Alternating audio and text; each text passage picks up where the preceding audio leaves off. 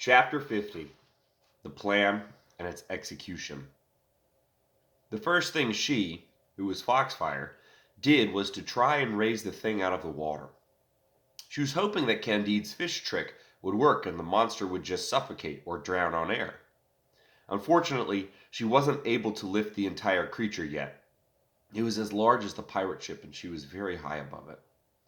The second thing she tried was to use the levitation power to swipe tons of sand down into the pit and bury the thing. But the creature could control water, so it simply raised the water level to be above the sand.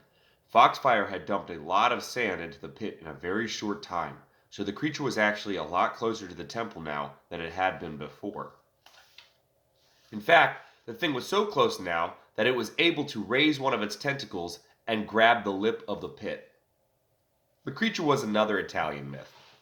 It was a combination of a shark, a sea turtle, and an octopus. They hadn't seen that until it started to pull itself up out of the pit.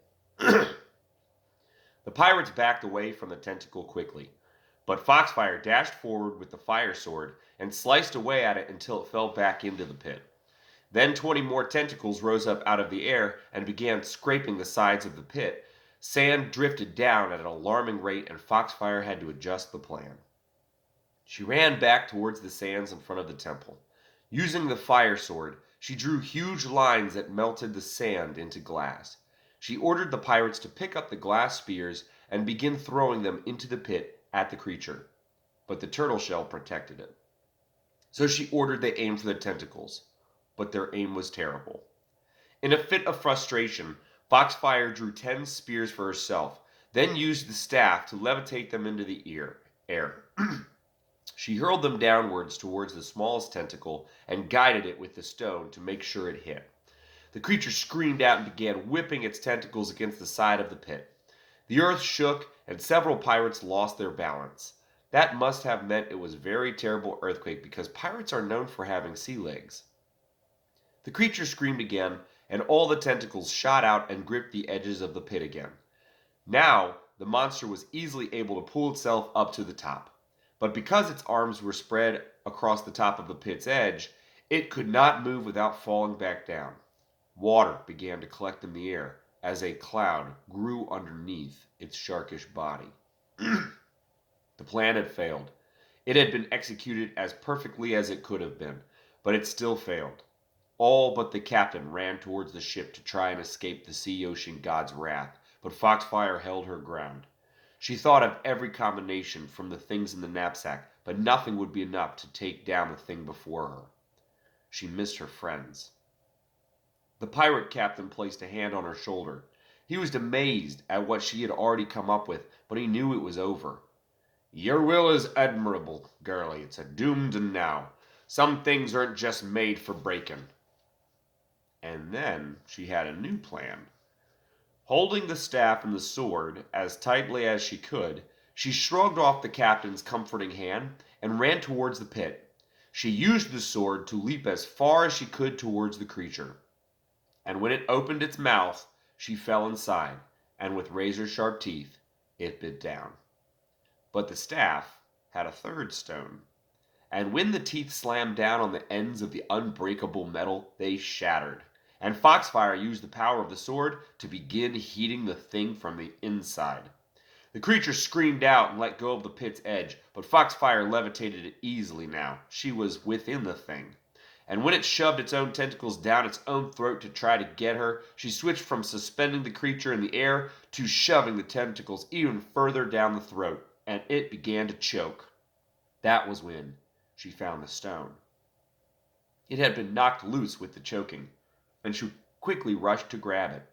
The tentacles were keeping the thing's mouth open for now, so she could move freely.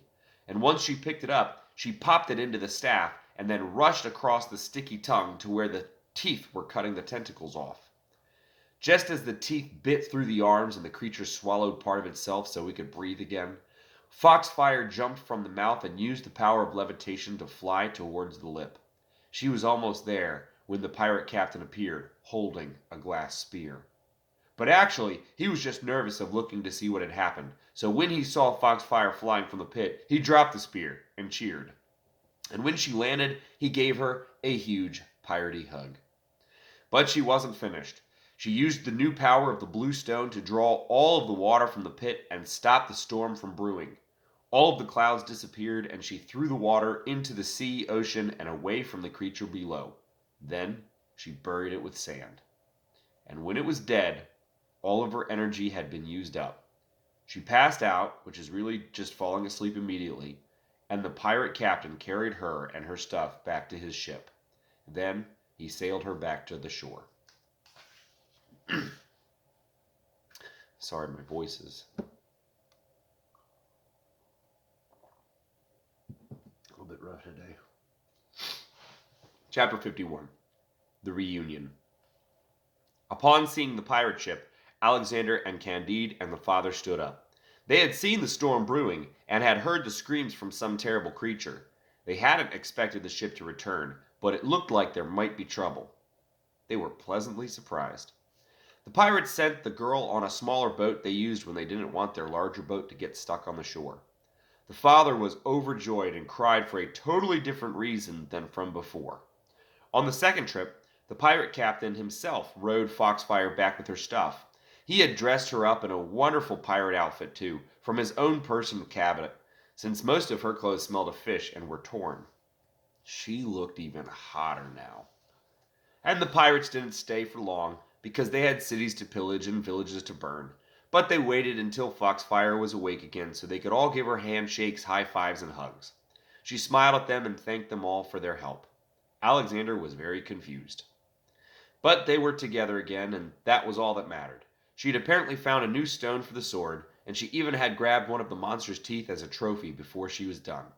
She gave Candide back his staff and went to give Alexander the sword, but he just smiled and took his knapsack back.